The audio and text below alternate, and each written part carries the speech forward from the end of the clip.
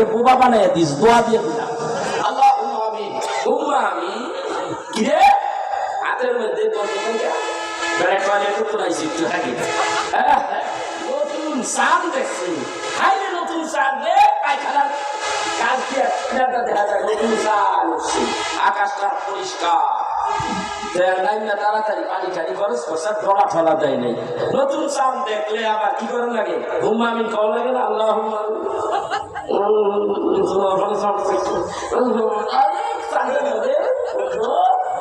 এবার বলেন চাঁদের লাগে গন্ধ না আর হাতের লাগে গন্ধ?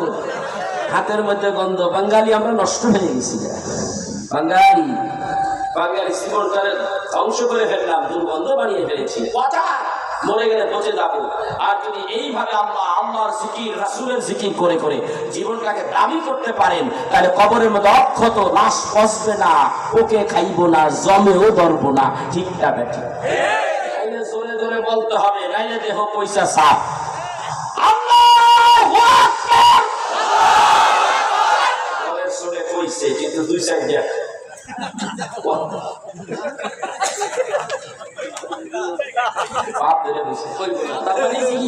বলবো না, আছে তো কিছু দেখতেছি, আমি তো উপরে, আমি তো আপনাকে মাথার উপরে বলছি, ঠিক আছে?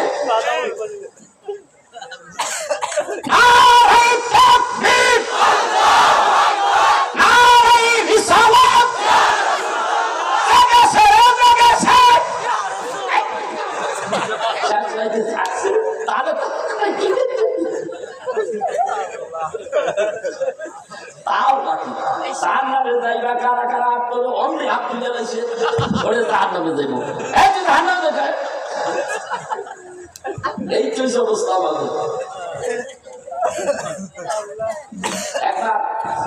কাবা বাইতুল্লাহ শরীফ এখন তো কত সুন্দর, রাসূলের জামানায় একটা মঞ্চ করে দিয়েছে। কোথায়? বাইতুল্লাহর কিনারে। এই মঞ্চটা বানাইছে কাফেরের গোষ্ঠীরা। আল্লাহর হাবিব জাবালে কুবাইস পাহাড়ের কিনারে, ওখান থেকে কাবা শরীফ দেখা যায়। এখন তো বাউন্ডারি দিয়া কত কিছু। এখন আল্লাহর হাবিব কয়,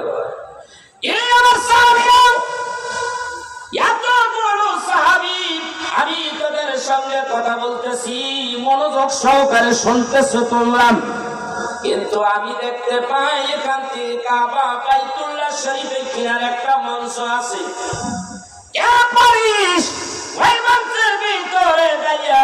একটু কাটি কোরআন কারীম তেলাওয়াত করে আসবি, পারবিনি রে পারবিনি, কেউ পারবিনি। লাব্বাইক ইয়া রাসূলুল্লাহ। এদিকে কে হাত তুললো? সাইয়া দেখে আব্দুল্লাহ বিন মাসউদ রাদিয়াল্লাহু তাআলা আনহু হাত তুলছে। নাম হযরতে আব্দুল্লাহ বিন মাসউদ জলিল কদর সাহাবী, মাই খাওয়া সাহাবী। আল্লাহ পাকের নবী বলেন, যদি তুমি পারো তাহলে দাঁড়িয়ে থেকো না, জলদি যাও। ওখান থেকে কাবা শরীফের ওই মঞ্চের দিকে যাইতে দৌড় দিয়ে যদি যায় তাহলে 5 থেকে 6 মিনিট।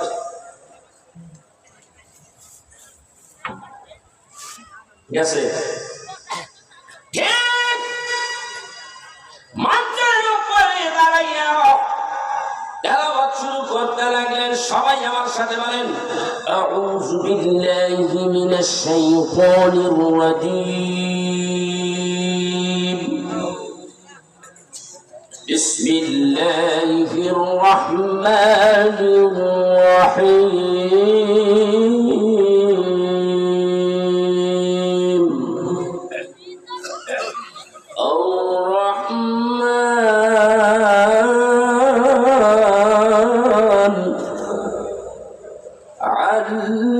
আল্লামাহুল বায়ান,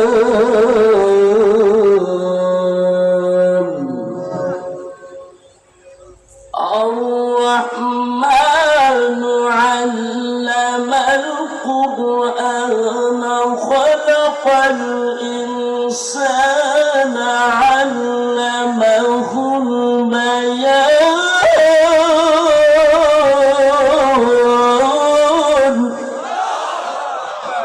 তেলাওয়াত শুরু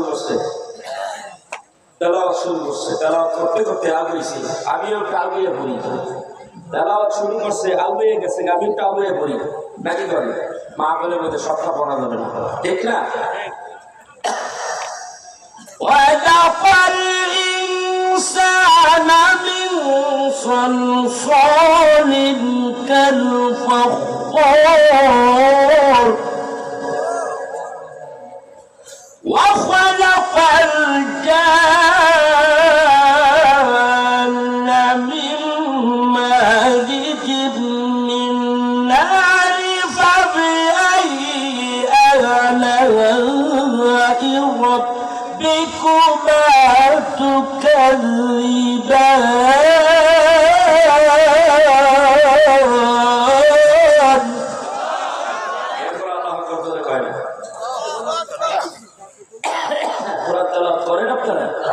অভ্যাস নাই, এই জন্যই আল্লাহ আকবার বলে আয় না। সৌদি আরবে, মিশরে এভাবে টান দিলে আল্লাহ আকবারে বাবা রে বাবা, হ্যাঁ হ্যাঁ মানে প্রতিযোগিতা হয়। رب المشرقين ورب المغربين فبأي آلاء ربكما تكذبان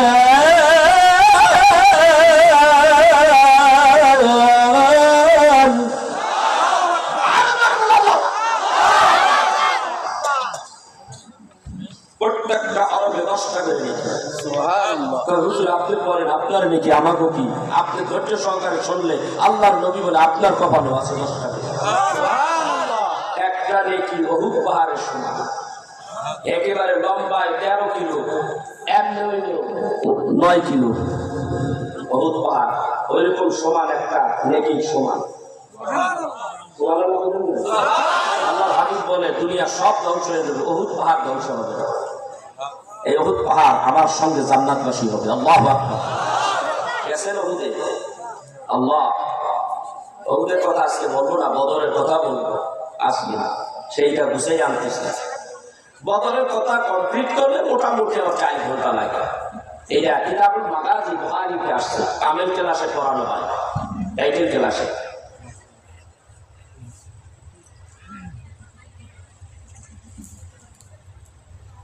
مرج البحرين يلتقيان فبأي آلاء ربكما تكذبان তেলাওয়াত চলছে, সাহাবীরা তেলাওয়াত করছে। এক সাহাবী বলে بسم الله الرحمن الرحيم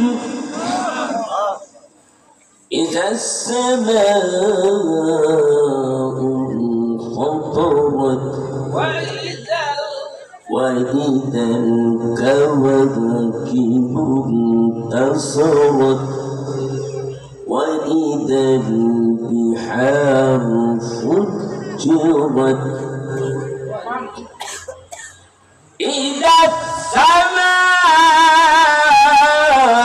انفطرت وإذا الكواكب انتصرت وإذا البحار فجرت وإذا القبور بعثرت نفس ما قدمت وأخرت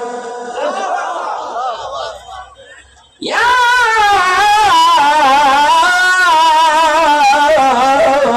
أيها الإنسان ما غرك بربك الكريم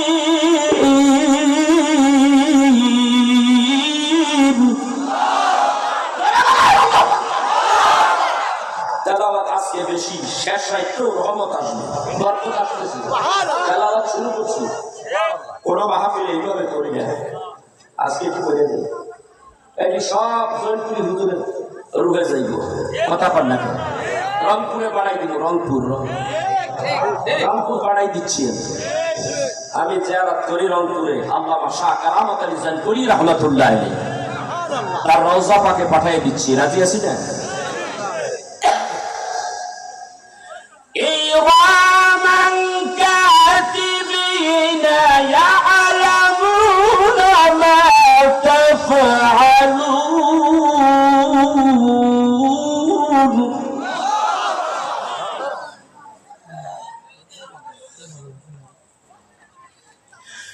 ইন্নাল আবরারা লাফি নাঈম ওয়া ইন্নাল ফুজ্জারা লাফি জাহিম।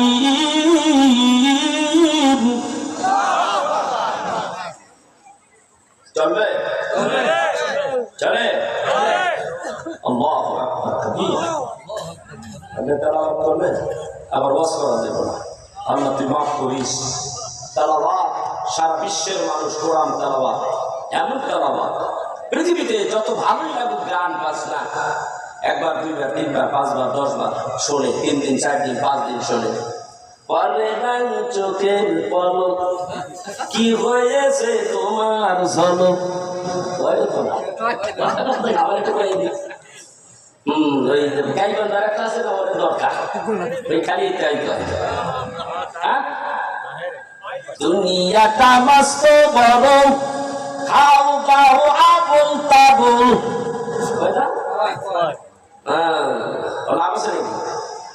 কয়েকদিন পরে এত ভালো লাগে, কয়েকদিন পরে আর ভালো লাগে না। লাগে না না, অথচ এই কোরআন আজকের থেকে 1500 বছর ধরে এই পর্যন্ত হোটেল রেস্তোরাঁয় সকালে গাড়িতে আসে না নেই, বিভিন্ন বক্তব্য মঞ্চে আজও বেঁধে আসছেন। ফজরের নামাজের পরে ইমাম সাহেব সূরা ফাতিহা পড়ে একটা সহজ সূরা, এমন কোন বাঙালি নাই সূরা ফাতিহাটা মুখস্থ জানা নাই। ইমাম সাহেবের পিছনে 40 বছর ধরে যে নামাজ পড়ে ফজরের নামাজ, বলুন তো দেখি 40 বছর ধরে সূরা ফাতিহা দিয়া ফজরের নামাজ পড়াইলাম, একটা মুসলমান কি বলছে এটা বন্ধ করো, ভালো লাগে না, আরেকটা বদলাম বলবেও না। 1500 বছর ধরে কইতে আছে, বন্ধ আর হয় না, চলতেই থাকবে। আব্দুল্লাহ বিন মাসউদ রাদিয়াল্লাহু তাআলা আনহু এখানে রাখছিলাম না, তেলাওয়াত করতেছে, এমনই সামনে একজন ইহুদির বাচ্চা আবু জাহেলের কাছে দৌড়াইয়া যায়, খবর পায় ইয়া মক্কার সরদার, আমাদের সরদার গুরু ঠাকুর শোনো, মুসলমানের বাচ্চার কত বড় সাহস, আমাদের মঞ্চের উপরে দাঁড়াইয়া দাঁড়াইয়া কোরআন কারীম তেলাওয়াত করে। বিচারটা আবু জাহেল তুমি করবানি, না হলে আমার সহ্য হইতেছে না, আমি করব। বিচার তুমি করবা না আমি করব। হযরতে রাসূল আরবি সাল্লাল্লাহু আলাইহি সাল্লামের হুকুমে সেই সাহাবী তেলাওয়াত করতেছে, আর এই দাঁড়িয়ে কইতে আছে যে তুমি কি বিচার করবা না আমি করব। তখন আবু জাহেল বলতেছে না, তোমরা চিন্তা করো, আমি নিজে বিচার করব।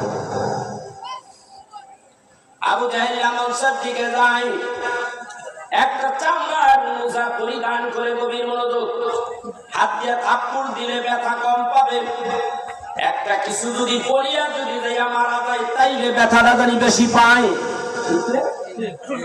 চামড়ার মোজা পরিধান করিয়া করতেছে আর মঞ্চের দিকে আগাইয়া যাচ্ছে, সোজা মঞ্চের উপরে উঠে গেছে। হযরতে আব্দুল্লাহ বিন মাসউদ চোখ বন্ধ করে কোরআন তেলাওয়াত করতেছিল, আর আবু জাহেল গাইয়া আল্লাহর হাবিবের প্রিয় সাহাবী হযরতে আব্দুল্লাহ কান বরাবর এত জোরে একটা থাপ্পড় লাগাইয়া দিয়েছে, কোরআন তেলাওয়াত বন্ধ হয়ে গেল। নাম হাত ধাক্কা দিয়ে নামাইয়া দিছে। কেমনে আসছে কোরআন বাবা? হাত ধাক্কা দিয়ে নামাই দিছে। এটা কানের গোড়ায় হাত দিয়া দিয়া যাইতে আছে নবীর কাছে, ওই যে দাবালে কোবালে পাহাড়ের কিনারে। আর এই হাত দিয়া আবু জাহেল ঘোষণা করলো, এই কালেমাতে এত মধুর, তোরা জানোস না জানোস না? কয় কি হইছে? আর কয় না। আবু জাহেল আর কয় না, কয় না কে? তো বাকিটা যদি কইতে যাই তাহলে বেজার। কেন কয় না? আবু জাহেল জানে আমার আল্লাহর হাবিব মুহাম্মদ আল আমিন রাত্রিবেলা কোরআন তেলাওয়াত করে, কাবা বাইতুল্লাহর কিনারে বসিয়া বসিয়া কোরআন তেলাওয়াত করে। ওই সময় হযরতে নবী করিম সাল্লাল্লাহু আলাইহি ওয়াসাল্লাম তেলাওয়াত করে সূরা ইয়াসিন। ইয়াসিন ওয়াল কুরআনিল হাকীম।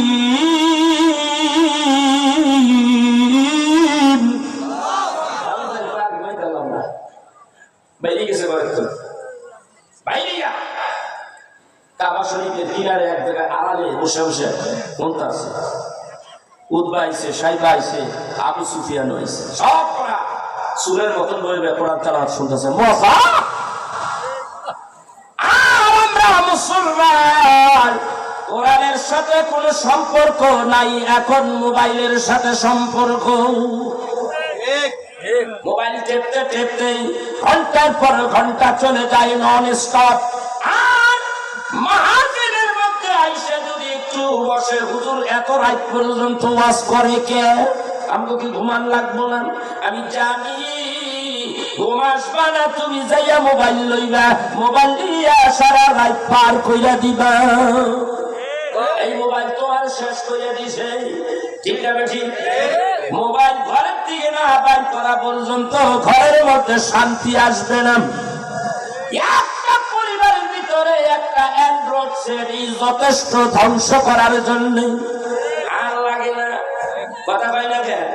মাইও টেপে, জিও টেপে, পোলাই টেপে, পোলার বউও টেপে, নাতিও টেপে, পুতিও টেপে, খুতিও টেপে, পায়খানায়ও টেপে, প্রস্রাবখানায়ও টিপতে আসে।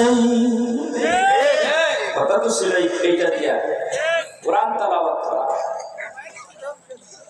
দিনের বেলায় আবু জাহেল যুক্তি দিত, খবরদার, আমরা তো শুনছি, তোরা কিন্তু শুনিস না, কেউ জানি শুনে না, খবরদার। আর মুহাম্মদ সাল্লাল্লাহু আলাইহি ওয়াসাল্লাম গাড়ির পথে যদি কোরআন তেলাওয়াত করে, তো তোরা একটা কাজ করবি। কি কাজ করবি? আল্লাহ কোরআন থেকে জেনে নিবি। ওয়াকালাল্লাযীনা কাফারু লা তাসমাউ লিহাযাল কুরআন لهذا القرآن والغوا فيه لعلكم تغلبون।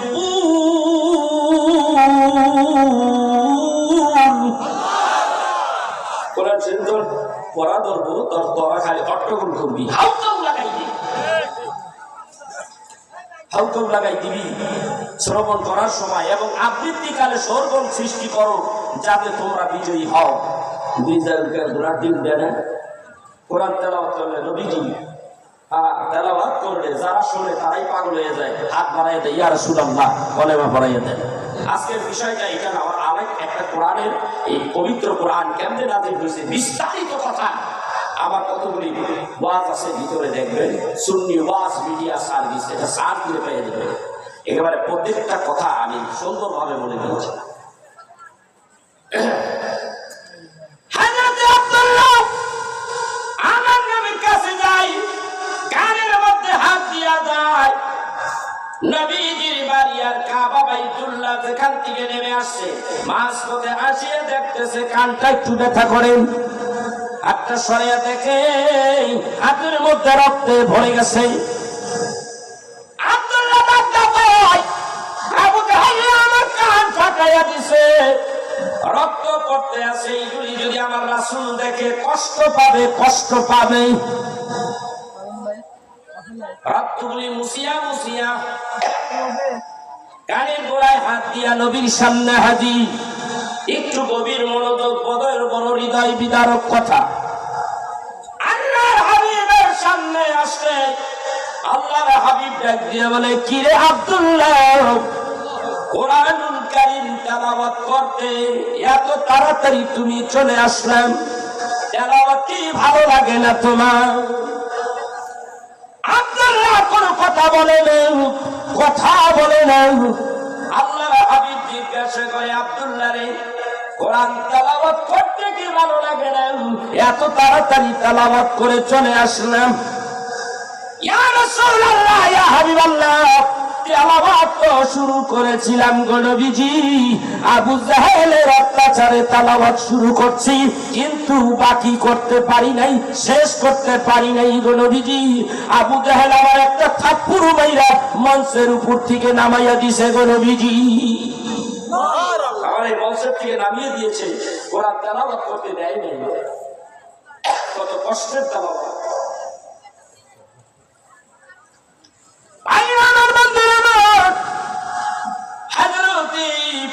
রাসূলে আরবি সাহাবীদের সঙ্গে কথা বলেন।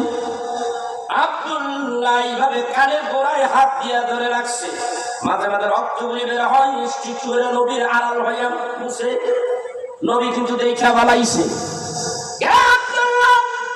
কানের গোড়ায় এইভাবে হাত লাগাইছো, কারণ কি? কি হয়েছে দেখি, হাতটা একটু সরাও ইয়া রাসূলুল্লাহ। কিচ্ছু হয় নাই গো নবীজি, কিচ্ছু হয় নাই।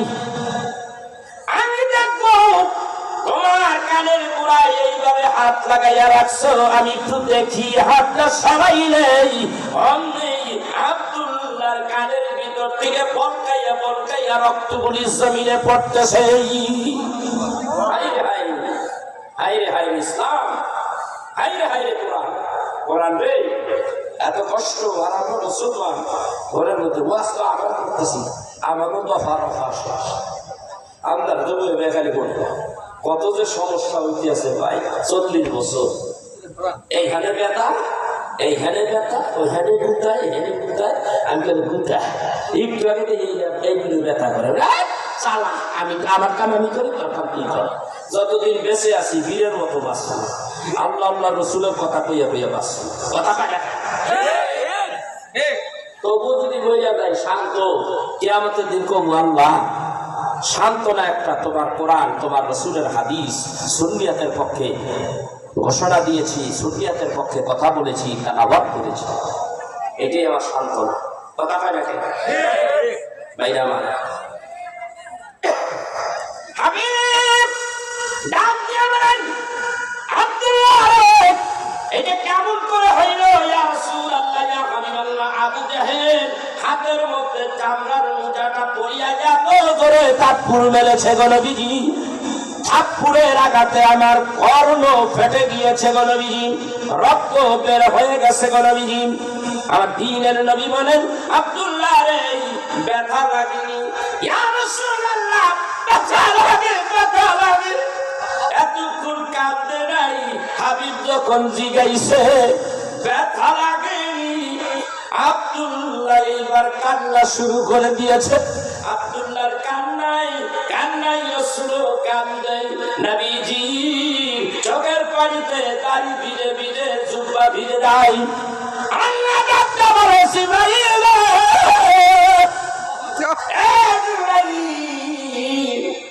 দেরি করিস না রে জিবরাইল, আজকে আমি তোরে পাঠাইয়া দিলাম। জিবরাইল, আমার হাবিবের ওই মজলিসে যাইয়া হাজির হয়ে যা। হযরতে জিবরাইল আমিন আসতেছে আল্লাহর হুকুমে। আল্লাহ ডাকতে কয়, জিবরাইল রে যাবি না, কিন্তু এই যাওয়াটা কিন্তু কোন কোরআনের আয়াত নিয়ে, ওহী নিয়ে আমি তোরে পাঠাই নাই, একটা বিশেষ কাজে করে আমি পাঠাইতে আছি। যা যা, জমিনে যাবি। হাবিব কান্দে, আব্দুল্লাহ কান্দে, দুইজনের কান্নার মাঝখানে তুই একটু মুস্কি মুস্কি মুস্কি হাস দিয়া বিদায় হয়ে আসবি। খবরদার খবরদার, আজকের এই হাসির কথাটা কিন্তু বলবি না, ব্যক্ত করিস না, বলিস না, বলিস না। আব্দুল্লাহ আর আমার রাসূল কান্দে। এই অবস্থায় জিবরাইল এসে হাজির, একটু দূরে দাঁড়িয়ে আছে। যেই পরিবেশ, আব্দুল্লাহর কান ফাটাইয়া দেওয়া হয়েছে। আমি কান্দি, আমার সাহাবী কান্দে, অন্যান্য সাহাবীরা কান্দতে আছে। আমার মনে হয় এই অবস্থায় আজকে কোন আয়াতে কারিমা এসে গেছে। কি কারণে তুমি আসছো? জিবরাইল আমারে বলো। জিবরাইল ডাক দিয়া বলে, ইয়া রাসূলুল্লাহ, কোন কথা কয় না, কয় না, খালি হাসে। কি হয়েছে? আমি কান্দি, আমার সাহাবী আব্দুল্লাহ কান্দে, রক্ত পড়তেছে কান দিয়া। এমন অবস্থায় তুমি কাঁদবা, দুঃখ প্রকাশ করবা, আমাকে সান্ত্বনা দিলা, এটা না করিয়া এই অবস্থায় তুমি হাসতেছ, কারণ কি? ইয়া রাসূলুল্লাহ, ইয়া হাবিবাল্লাহ, বারবার আপনি যখন আমারে জিজ্ঞাসা করেন আমি কেন হাসি বলে দিদি, এই কথা আমি বলবো না, এই মক্কায় এই জবাব দেব না, আপনার প্রশ্নের জবাব মক্কা নগরে দেব না, আমি আপনার এই প্রশ্নের জবাব মদিনায় দিয়া দেব গো নবীজি। এই দেশে দিব না, মদিনায় দিব। রাসূল কয় আমি তো মক্কায়, মদিনায় দিবা। এই কইয়া জিবরাইল সোজা আল্লাহর হুকুম দিতেছে না। মুহাম্মদ হারে গজনা গুফতা, আনা গুফতা জিবরাইল। মুহাম্মদ হারে গজনা গুফতা, আনা গুফতা জিবরাইল। জিবরাইল হারে গজনা গুফতা, আনা গুফতা রব জলিল। আল্লাহ যদি জিবরাইলের কথা বলতে নির্দেশ না দেয়, জিবরাইল কোনো কথা বলে না। হাবিবুল্লাহ নবী কোনো কথা বলে না যদি জিবরাইল আইসা নবীকে না বলে, হাবিব আয়াত এসে গেছে, আপনি শোনেন আর বলে দেন। নবী কয় কোনো কথা হয় না যদি জিবরাইল না বলে, কারণ আমি না বলি সবই আসমানের কথা বলি। মা ইয়ান্তিকু আনিল হাওয়া ইন হুয়া ইল্লা ওয়াহয়ু ইউহা।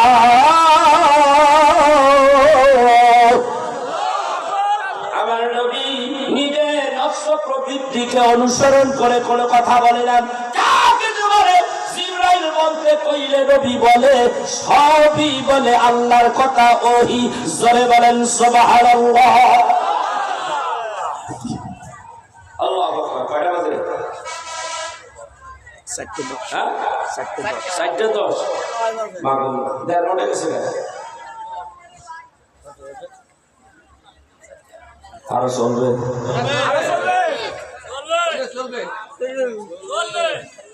বাইকে রিপিট কেন চাই? আর বাইকে রিপিট কেন চাই? বাইকে না ভাই তুই চাই ভাই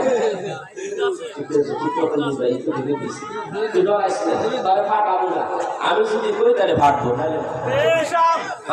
একবার 18 ইঞ্চি বাইক ফাটানো চাই, হবে না ফাটানো চাই। সঙ্গী ওয়াজ করতেছি, কয় মেয়েরা কয় দিতে কিছু নেই, কে ওয়াল করা তো ওয়ালের চারিদিকে বিশাল ওয়াজ। মহিলারা হনি নাকি কি হয়েছে? কয় বুঝুন এখানে 6টা মাইক দেওয়া, সব ইউনিট কেটে গেছে, এমনি আমি হনি। ওর মাইকেরা রাখছি দিলে তুই কি হচ্ছে? কয় বুঝুন সেই সেখানে মারছেন পট পট, খালি বললাম পটাশ পট, 6টা গেছে। আরেকবার গেছেন টাঙ্গায় ওয়াজ করে, সকালবেলা যাইতেছি মাইকওয়ালা খালি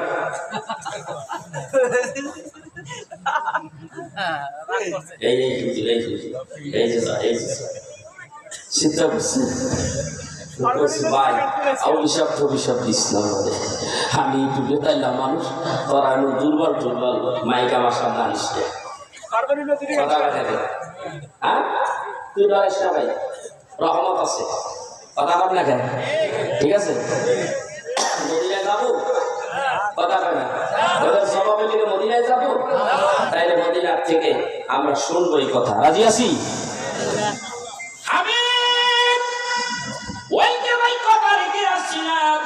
জিবরাইল ডাইকা বলে ইয়া রাসূলুল্লাহ ইয়া হাবিবাল্লাহ মক্কা থেকে 1000 মানুষ আসছে আপনি নবীকে মারবার জন্য আর সামনে রাখেন আপনি নবীকে মারবার জন্য গো নবীজি আপনি কিছু করার থাকলে করেন গো নবীজি মাত্র 2 বছর হয় মদিনায় আমি এসেছি যতগুলি সাহাবী আছে কোন সাহাবী অস্ত্র পরিচালনা করতে পারে না জিহাদের ময়দানে টিকে থাকবে কিভাবে অস্ত্র পরিচালনা করতে হয় এরা তো পারে না কি করব আল্লাহ তাআলার কাছে হাত তুললেন বুখারীতে আছে কোথায় হাত তুলছে কোথায় আল্লাহর কাছে আল্লাহ রে এই অবস্থা এখন কি করি আল্লাহ ডাকটা করে লোক গুছাইয়া লাও ময়দানে যাও সাহায্য আমি আল্লাহ করব নবী কয় এবার রেডি আমি দেখতেছি মাত্র না শুরু করলাম আর কয় দিয়ে হ্যাঁ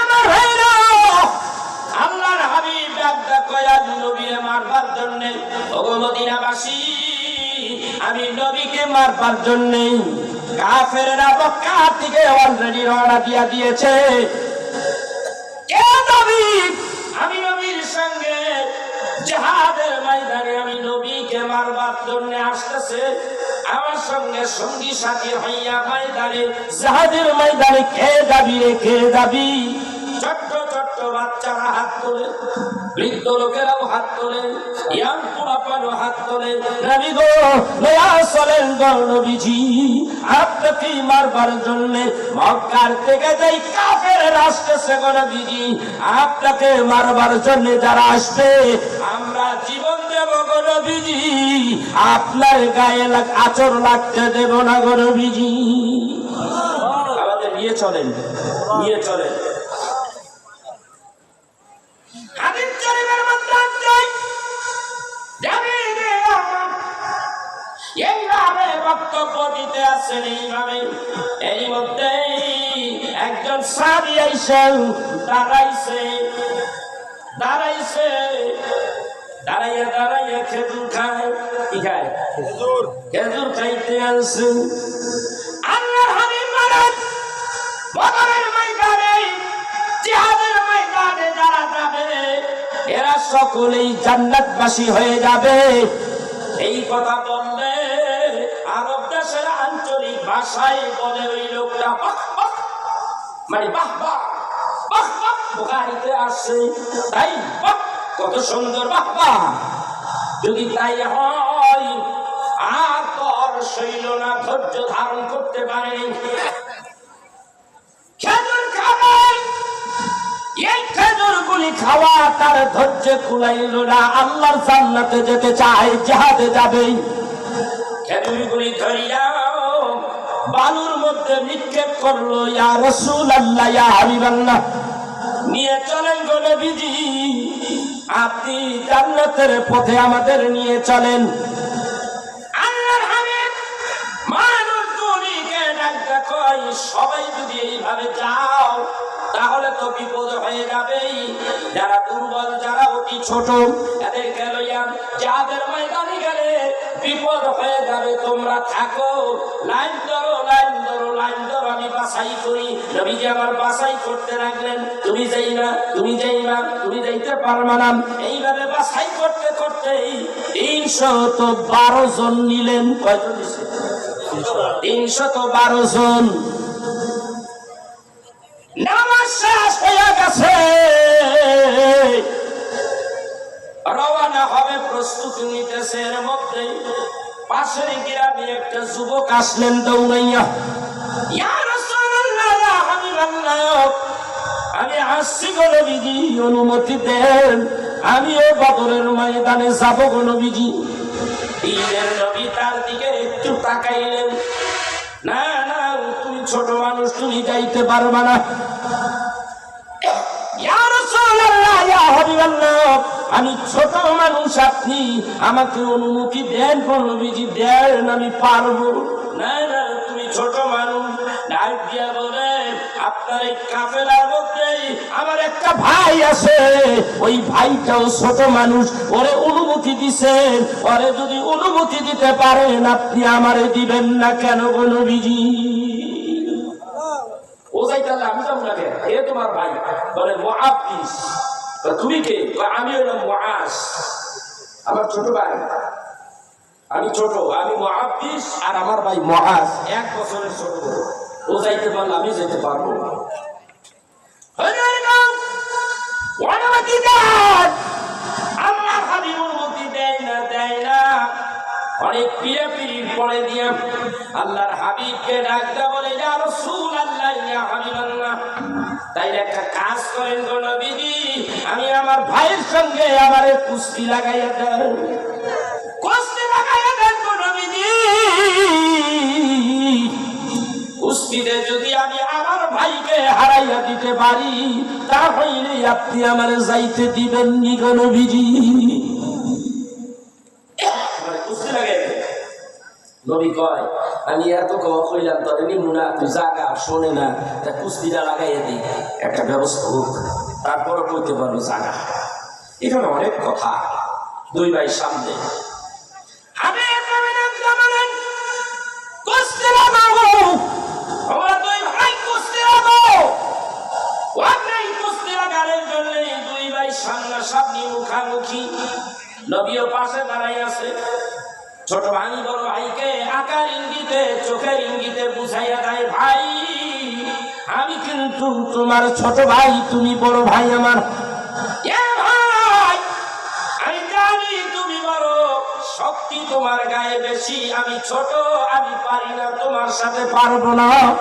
তবে একটা কাজ কইরো রে ভাই, তোমার তো পারমিশন দিয়েই দিছে রে ভাই। আমি যদি তোমাকে ধাক্কা দেই, তুমি পড়ে যাইও রে ভাই, আমার একটু তোমার বুকের উপরে বসে দেওয়ার সুযোগ করে দিও রে ভাই। তুমি চাইবে তোমারটা ক্যান্সেল হবে না, আমারটা রাজি হয়ে যাবে, রাসূল পারমিশন দিয়ে দিব। অমনি ছোট ভাই বড় ভাই ছোট ভাইয়ের অনুমতি দিয়ে দিলেন। ছোট ভাই বড় ভাইকে এইভাবে ধাক্কা দিলে বড় ভাই হযরত খাবার অভিনয় করে জমিনে পড়ে গেল। অমনি ছোট ভাই যাইয়া বড় ভাই বুকের উপরে চেপে বসলো, এখানে চাটা দিয়ে ধরলো, আর ডাক দিয়ে বলেন, ইয়া রাসূলুল্লাহ, ইয়া হাবিবাল্লাহ, দেখেন গো নবীজি, দেখলেন কি গো নবীজি, কত তাড়াতাড়ি আমি আমার বড় ভাইয়ের জমিনে শোয়াইয়া দিয়েছি। আমার পারমিশন দিবেন গো নবী? নবী ডাক দেখায়, দিমু তো, আগে আমার একটা প্রশ্নের জবাব দাও। কি কয়? আগে আমার একটা প্রশ্নের জবাব দাও। ইয়া রাসূলুল্লাহ, কি প্রশ্ন করবি? তারা দুই ভাই ছোট মানুষ, আমি জানতে চাই তোরা কেন বদরের ময়দানে যাইতে চাস, কি কারণে যাইতে চাস, আমারে বল। এইটার নামই হলো রাসূলের মহব্বত, ভালোবাসা। হুজুর, মূল কথা হোক যা আপনি জানেন না, জানাইতে চাইছিলাম না গো নবীজি, আপনি বাধ্য করেছেন যদি তাহলে শুনেন। আজকের থেকে 2 বছর আগে মক্কার থেকে মদিনায় আসলেন হিজরত করিয়া। যখন মক্কায় আসলেন আপনি উটের পিছনে, উটের পিঠের থেকে নামলেন। অমনি মদিনাবাসী আপনি নবীকে চতুর্দিক দিয়ে ঘেরাও করে ধরেছে। আপনি নবী বলেছেন, ও মদিনাবাসী, আমার মায়ের দেশ বাবার দেশ সারিয়া সারিয়া আমি তোদের দেশে আসলাম। আবু জেহেলের অত্যাচারে আমি থাকতে পারলাম না, আবু জেহেল আমাকে মেরে ফেলতো, আবু জেহেলের অত্যাচারে আমি আমার মাতৃভূমিতে থাকতে পারলাম না, আমি তোদের কাছে আসলাম, আমারে তোরা পাহারা দিয়ে রাখবি নি বল। সবাই বলেছিল, ইয়া রাসূলুল্লাহ, ইয়া হাবিবাল্লাহ, নবী গো, ও নবীজি, কোন কাফেরের বাচ্চা এমন হিম্মত নাই আমাদের সামনে আপনি নবীর গায়ে টাচ করে জীবন যাবে গো নবীজি, তাজা রক্ত বুকের থেকে জড়িয়ে দেব গো নবীজি, তবু আপনার গায়ের মধ্যে একটা আচর লাগতে দেব না গো নবীজি।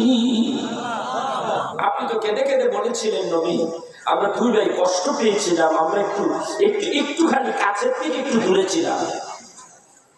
তখন আমার ভাই, বড় ভাই আর আমি ছোট ভাই দুইজনে যুক্তি করেছিলাম। কি যুক্তি? যুক্তি করেছিলাম আমরা ছোট মানুষ, আমাদের কথার কোনো দাম থাকবে কি থাকবে না জানি না, তবে এই দেশে কোনদিন যদি আবু জাহেলের বাগে পাই, একবার যদি আবু জাহেলের চোখে দেখি, তাহলে আমার রাসূলের বদলা নেব, আমার রাসূলের বদলা নেব।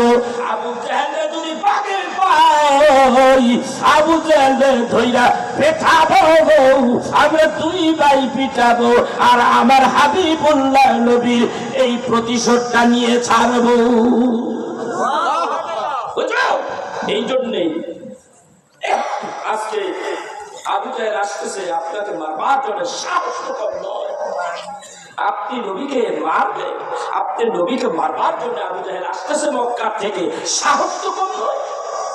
আমরা বেঁচে থাকতে আপনার গায়ে হাত তুলতে দেব? নবী খুশি নেবেন না, কথা কয় না।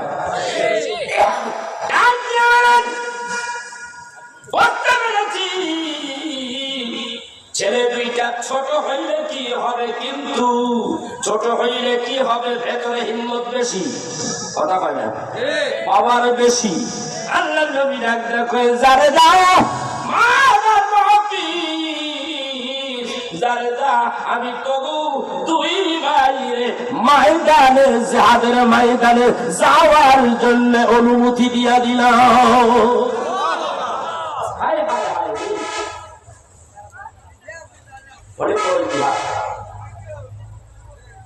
রাসূল আরবি সাল্লাল্লাহু আলাইহি সাল্লাম ময়দানে 313 জন নিয়ে একেবারে বদরের ময়দানে, যেখানে এই জিহাদটা হয়েছে, আমি ওই স্পটে গিয়েছিলাম। এইবার আমি ধীরে ধীরে বলি, আপনারা শুনতে থাকেন, শুনবেন তো? মজার একটা মজা নাই, আহার হৃদয় বিদার কথা, ইতিহাস, চাক্ষুষ ইতিহাস, কোরআনে আসছে, হাদিসে আসছে। ওই জিহাদের ময়দানে যারা শহীদ হয়েছে তাদের চার, ওই বদরের ময়দানে এরকম সৌদি সরকার নামগুলি আরবিতে, আমার মোবাইলে আসছে, ওই চারটা সহকারে ভিডিও করে নিয়ে আসছে, সব আছে আমার চ্যানেলের ভিতরে। ওখানে আমি বিরাট আলোচনা তুলে ধরেছি। ওখানে লেখা আছে বদরের ময়দানে وَلَقَدْ نَصَرَكُمُ اللَّهُ بِبَدْرٍ وَأَنْتُمْ أَذِلَّةٌ فَاتَّقُوا اللَّهَ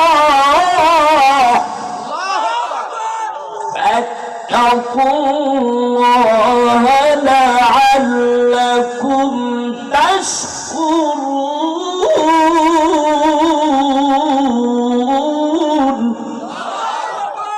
আল্লাহ ডাক দেখে, ও বদরবাসীরা, বিজয় হয়ে আইছো, স্মরণ করো সেই কথা যখন বদরের ময়দানে তোমরা ছিলে হিরো বলে, আমি আল্লাহ তোমাদেরকে বিজয় করেছি, শক্তি দিয়েছি, স্মরণ করো সেই কথা। আয়াতটা দিয়ে 14 জন সাহাবীর নাম ওখানে কোট করে রেখেছে সৌদি সরকার আরবিতে। ওখানে দাঁড়িয়ে দাঁড়িয়ে আমি কেঁদেছি, আল্লাহর কাছে ক্ষমা চেয়েছি। ময়দানে আসলেন, বুখারীর হাদিসে আছে, হযরতে মুআজ মুহাদ্দিস দুই ভাই ময়দানে, হযরতে নবীর এক সাহাবী নাম আব্দুর রহমান ইবনে আউফ রাদিয়াল্লাহু তাআলা আনহু যুদ্ধের জন্য ওখানে বসেন, ওখানে দাঁড়িয়ে দাঁড়িয়ে প্রস্তুতি নিতেছে। এমন সময় ওই দুই যুবক, ওই দুই যে ছেলেটাকে দেখলেন, বুখারীর হাদিস আছে, ছেলে দুইটা দেখিলাম আল্লাহর হাবিব বিরক্ত অনুভব করতেছে আর মনে মনে চিন্তা করতে আছে, এতটুকু ছোট বাচ্চাদেরকে কে ময়দানে আসার অনুমতি দিয়েছে? জিয়াদি করবো না, ওদের রক্ষা করবো, এটা আরেক বিপদ। এই কথা চিন্তা করতে করতেই ওই দুই যুবক যাইয়ান হযরতে আব্দুর রহমান ইবনে আউফ রাদিয়াল্লাহু তাআলা আনহুকে ডাকতে বলেন, আপনি হইলেন মদিনার মানুষ, মদিনার মানুষ গো, চাচা যান, আব্দুর রহমান ইবনে আউফ, আপনি হইলেন মুহাজির, মদিনার মানুষ। আপনি তো আবু জাহেলকে চিনেন গো, আবু জাহেলকে চিনেন। আপনি বলেন এর মধ্যে কাফেরদের মধ্যে আবু জাহেল কোনটা? ডাক দিয়া বলেন আবু জাহেল কোনটা? এটা দিয়ে তোমরা কি করবা? সারা দুইটা ডাক দিয়ে বলেন কাকারে প্রশ্ন করলাম একটা, উত্তর দিলেন আরেকটা। এমন প্রশ্ন তো আপনার কাছে উত্তর তো এমনটা আশা করি নাই।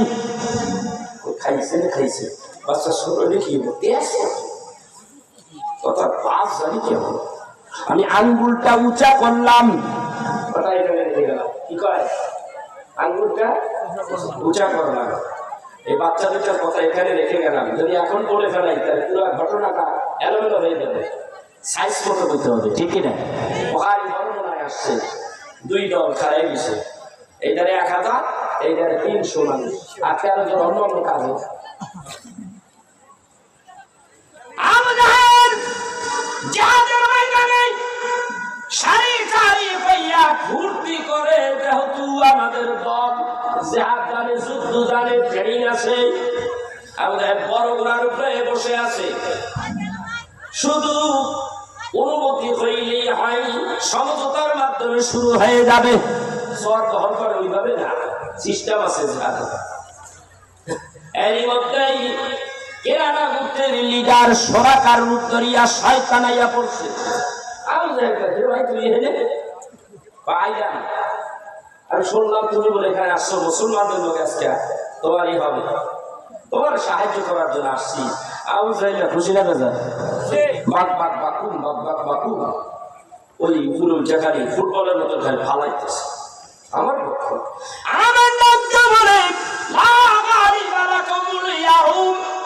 মুসলমানেরা তোমাদের সাথে পারবে না। ইন্নী জাআলুল লাকুম, নিশ্চয়ই আমি তোমাদের মদদ দেব, শক্তি যোগাবো। আবু জাহেল খুশির ঠেলায় ফুটবলের মতো খালি ফাল মারে। শুরু হয়ে গেল জিহাদের ময়দানে জিহাদ। ভাই আমার বন্ধুরা আমার, তাইলে আল্লাহর হাবিব কোথায়, আমরা ওইখানে একটু যাওয়া লাগে কিনা? হাবিব পাহাড়ের উপরে একটুখানি নিচের দিকে, পাহাড়ের উপর একটু আড়ালে একটা তাবু করিয়া আল্লাহর হাবিবকে তার ভিতরে রাখা হয়েছে। কারণ হাবিবুল্লাহ নবী গো, আপনাকে মারার আসল মূল টার্গেট হলেন আপনি। সেই জন্যই আমরা আপনাকে বাঁচাবার জন্য এই পদ্ধতি নিয়েছি। এই তাঁবুর ভিতরে আপনি বসে থাকুন, আর হযরতে আবু বকর নাঙ্গা তলোয়ারি নিয়ে দরজার কিনারায় পাহারা দেবে গো নবীজি। এইভাবেই চলল। অনেক পরে আল্লাহর হাবিব চিন্তা করে, আমার সাহাবীরা জিহাদের ময়দানে জিহাদের কলা কৌশল তো তারা বুঝে না, ওদেরকে আমি জিহাদের ময়দানে নামাইয়া আমি নিরাপদে তাঁবুর ভিতরে থাকবো। এইটা কেমন হয়? এটা কেমন হয়? হযরতে রাসূল আরবী সাল্লাল্লাহু আলাইহি সাল্লাম ভেতর থেকে বের হয়ে আসলেন, একেবারে যাইতে যাইতে পাহাড়ের উপরে। আমার কথা বলে, ইয়া রাসূলুল্লাহ, ইয়া হাবিবাল্লাহ, বের হবেন না গো নবীজি।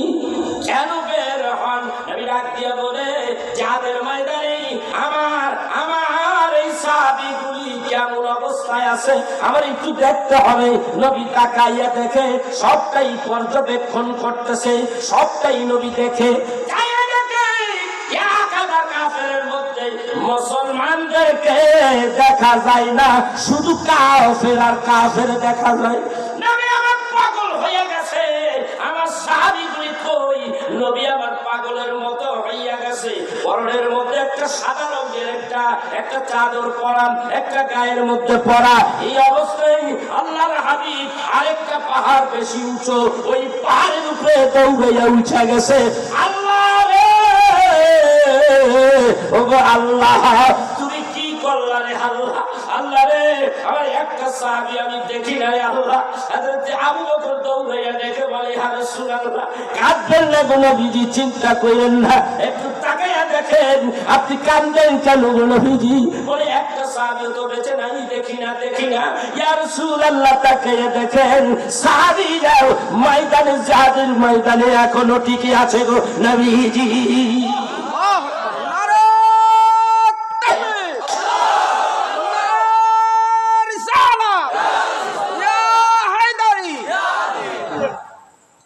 আরে কি বলবো?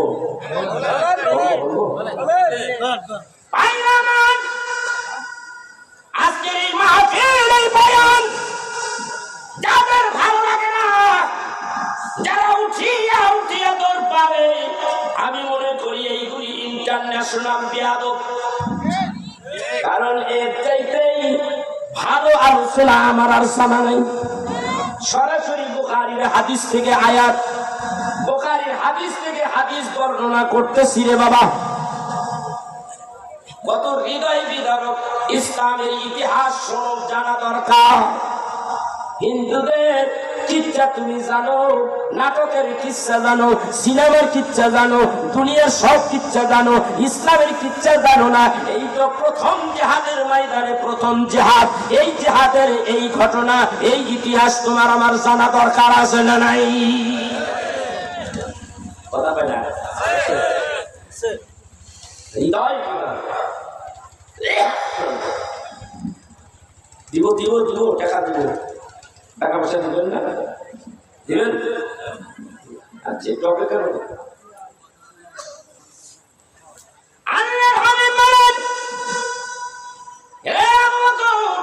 আমি নজর করে দেখি, আমি সাহাবীদেরকে দেখি না, শুধু কাফের মুশরিকদেরই দেখতে পাই।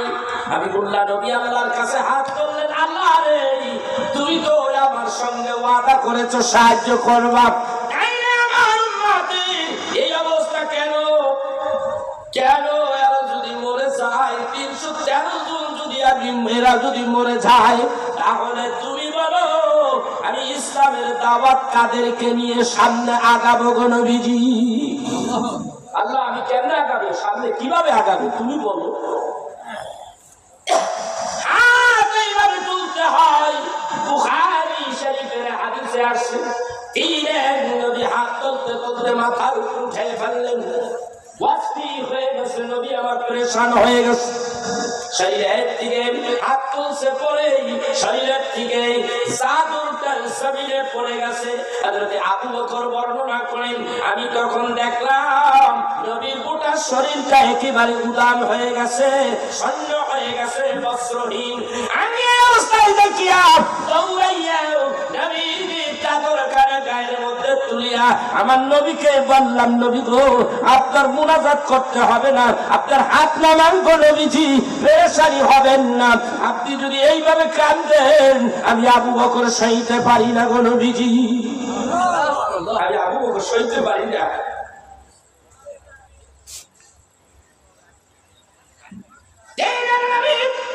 আবু বকরের কথা শুনে না, আল্লাহ ডাক দেখে, জিবরাইল তুই কই রে? জিবরাইল জমিয়ে যা, বদরের ময়দানে পাহাড়ের উপরে যান।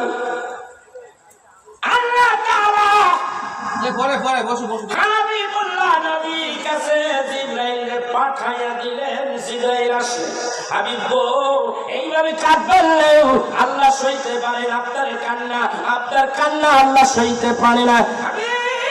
এইভাবে কাঁদবেন না গো নবীজি, মুনাজাত করতে হবে না। হাত দুইটা ধইরা ফালাইলেন। কে কার কথা শুনেন? আল্লাহ তাআলার হাবিবের কাছে আয়াতে কারিমা চলে আসলো, ওয়া কানা হাক্কান আলাইনা নাসরুল মুমিনিন।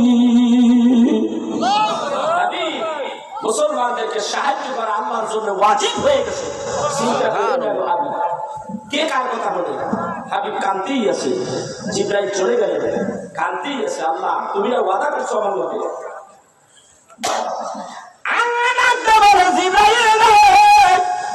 আবার যা আমার বন্ধুর কাছে, আবার যা। জিবরাইল জমিনে আসেন, আবার ডাক দিয়ে বলেন, হাবিব আপনি কাঁদবেন না, আরশে আজিমের মালিক আল্লাহ সইতে পারেন আপনার কান্না দেখে।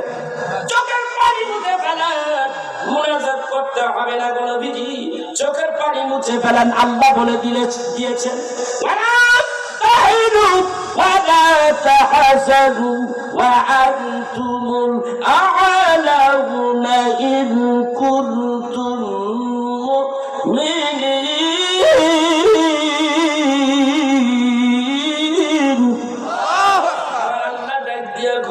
যদি মুমিন হও, যদি মুমিন হও, যদি ধৈর্যশীল হও, যদি মুমিন হও, আল্লাহ বলেন অপেক্ষা করো, বিজয় তোমাদের হাতে আমি আল্লাহ রেখেছি।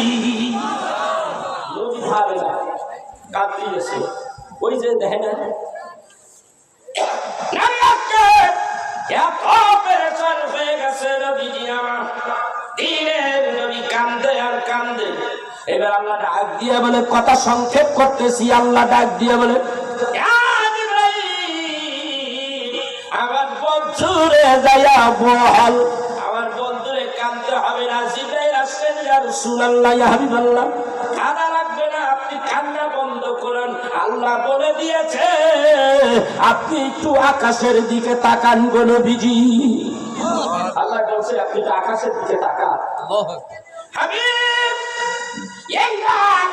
আকাশের দিকে তাকাইলেন, তাকাইয়া হাবিব আবার কান্না শুরু করেছিলেন। হাবিব কান্না শুরু করেছিলেন।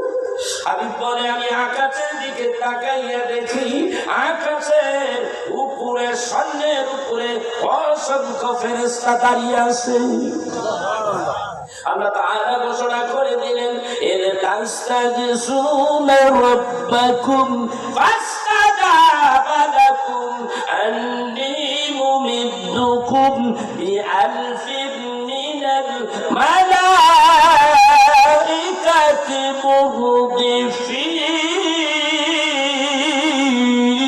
মুরদিফিন।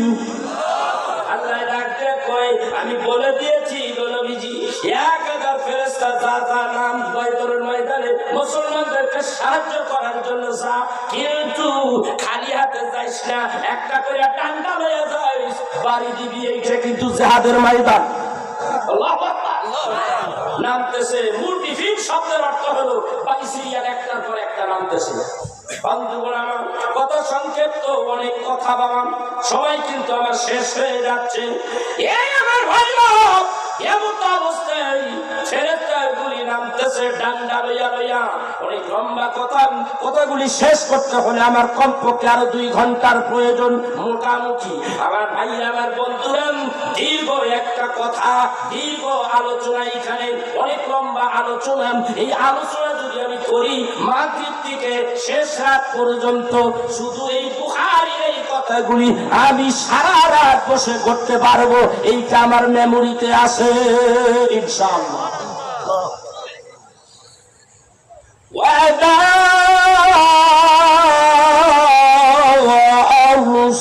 আরসালনাকা ইল্লা রাহমাতাল লিল আলামিন।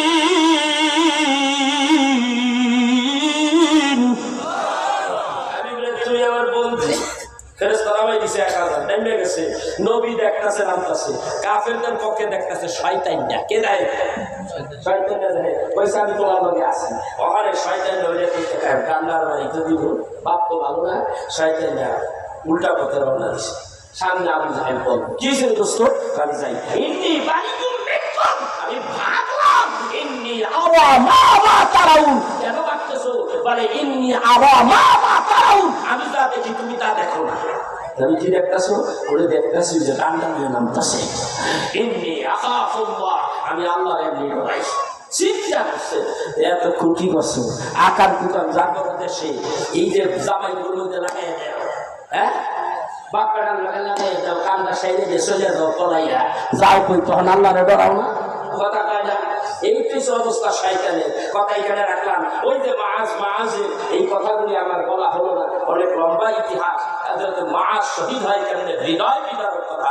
ইনশাআল্লাহ আবার যদি সুযোগ হয় বাকি কথা বলবো। আপনারা একটু তারান্ত দেখি। দুজাহান করিতে দাও মাওলা রবি দায়া রবি আসেন, সবাই আগে আসেন। ইয়া রাসূল ইয়া হাবিব সালাম আলাইকা সালাওয়াত ইয়া রাসূল আল্লাহ সাইয়্যিদ ইয়া হাবিবাল্লাহ।